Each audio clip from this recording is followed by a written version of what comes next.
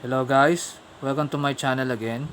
Ang ituturo ko naman ngayong araw nito ay ang A sus4 or A suspended fourth. So paano muling gawin? Again, here's my guitar. Then first step, ang inyong index finger here. Ilalagay nyo siya dito sa 4th string na 2nd fret. As you can see, 4th string ng 2nd fret. The next, ang inyong middle finger, ilalagay nyo siya dito sa 3rd string ng 2nd fret. Here.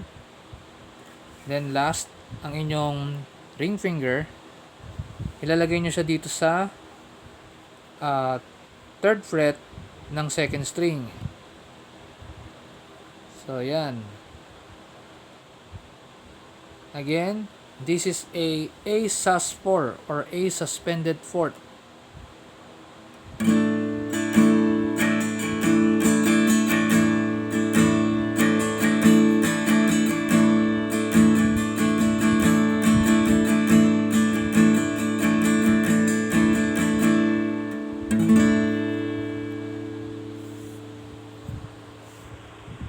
Thank you for watching and please subscribe to my channel para mas makapanood pa kayo ng mga guitar chords for the beginners.